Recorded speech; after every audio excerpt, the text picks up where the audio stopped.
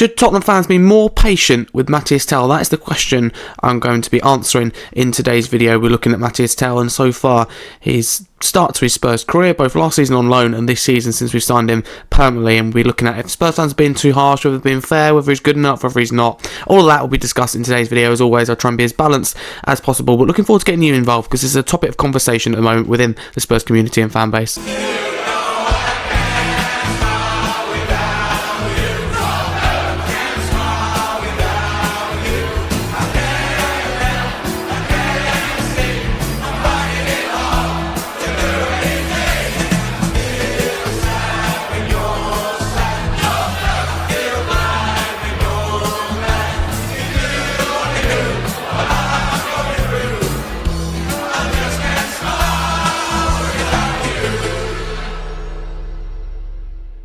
If you're new, please like and subscribe. Thank you very much. Let's get straight into it then. So Matthias Tel, been subject to real conversations in recent weeks, in recent months even. And for me, I think overall I'm just going to get to the chase and get straight to it, to the point. And that is Matthias Tel for me needs more time at Tottenham. There's no two ways about it. I'm very happy for him. Last time out against Leeds United, he got a goal, and I think yes, okay, it takes deflection, and it being honest, he probably isn't going in with that deflection, but he still takes the goal with real confidence, which that really impresses me. But I think he needs time. There's been no secret about it. It is no secret that since he signed for the club permanently, we haven't seen a lot from him.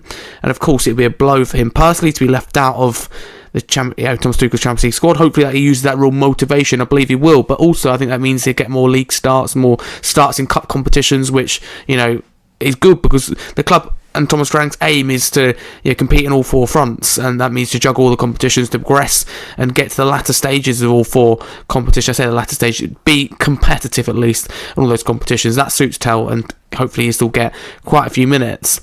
I still have my own doubts whether Tel's going to be good enough at all, and whether we signed him at all. I think what fans have got to differentiate and completely separate is, even if you weren't for the signing of Matthias Tel, I think you still have to back him when he puts on that shirt. Would I have signed him permanently? If you asked me at the time, I probably would have opted. I'll be honest with you, signing him permanently. I look back now and go, maybe it wasn't the wisest choice. But when he wears that Spurs shirt, I'm going to support him. And every single Spurs fan, no doubt about it, and this is really important, should want Tel to do well. But unfortunately, I still feel personally, in my humble opinion, that people wanting and waiting for Matthias Tel to fail at Tottenham. And that is the real sad thing. I think people are very quick to forget Matthias Tel has recently just turned 20 years old. Easy to forget that. He's a player that for me is clearly lacking in confidence, and as a fan base, our job as fans is to get behind every player that puts on that shirt. By sending, have we seen in the past, racial abuse to Matthias Tel, or whether it be, booing him, or say he's not good enough, slagging him off, whether it be on social media, at the stadium, wherever it may be, how's that going to make him feel? How's that going to do for his confidence? I have no problem in accepting a different opinion about Matthias Tel. Whether you like him, whether you want him at the club or not, whether you don't, whether you think we should move him on, whether we should have signed him or not, whether he's worth the money we paid, they're all, opinions to be had, and you can have a valid argument and it's a really good point to make if you don't think we should have signed Tel and you think that we should be selling him as soon as possible. That's nothing wrong with that, but all I'm saying is don't abuse him, get behind him. It's not a lot asking for fans. I look at Tel and I see a player that's giving 110% every single time he's on the pitch. Sometimes, and quite often, lacking in both confidence and ability in terms of quality and how he's feeling. However, he's giving blood, sweat and tears. That's the way I view it. And, pressing from the front, charging down, and, trying to do everything he can to make it happen. And it just won't stick for him at the moment. It just won't work.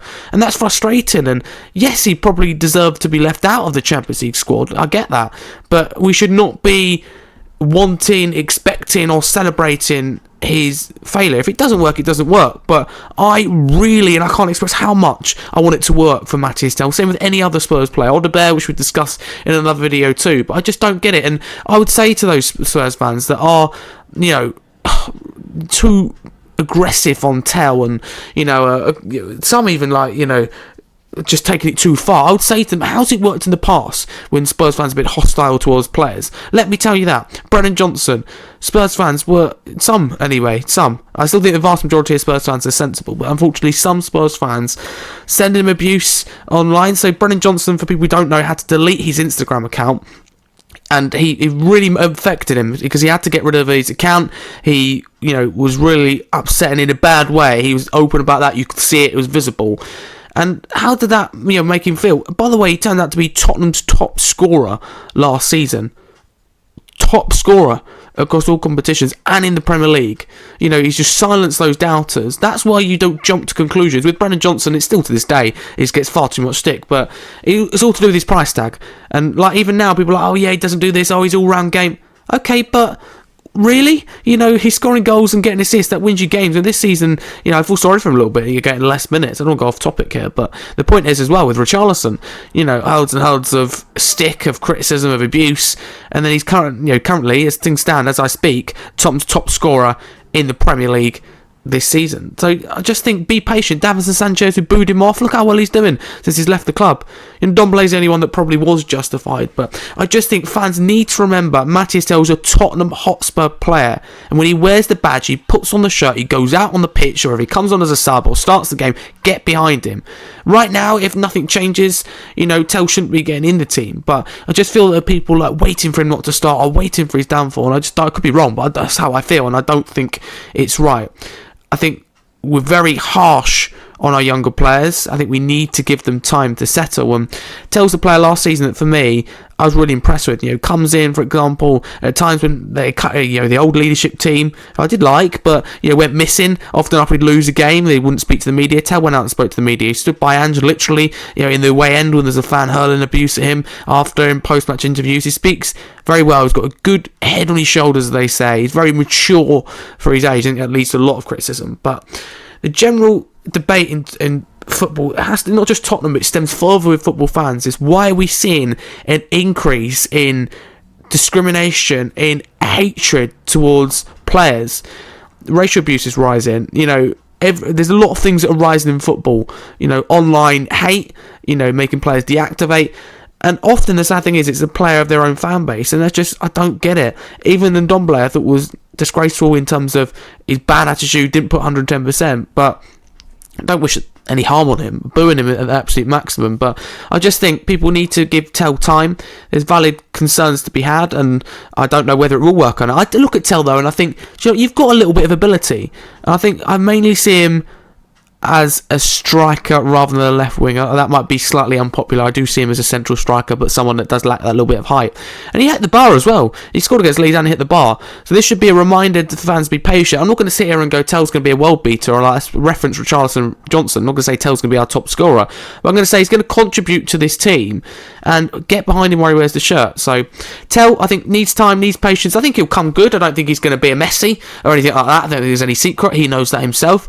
But I do see a player this season that can score, 7-10 goals across all competitions and slowly contribute. So I think we need to be patient with Tell. That's my feeling. But get involved in the comments below. What do you think of what you've seen of Tell so far? I've been disappointed with what I've seen, but I'm not someone that jumps to conclusions. He's been here a few weeks.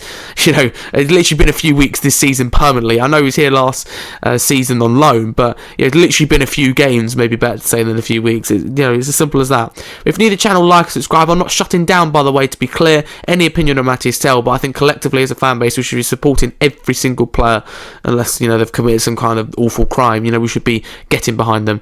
That's my thoughts on Matthias Tell. Get involved, like, subscribe, and a massive come on you Spurs. Cheers, guys.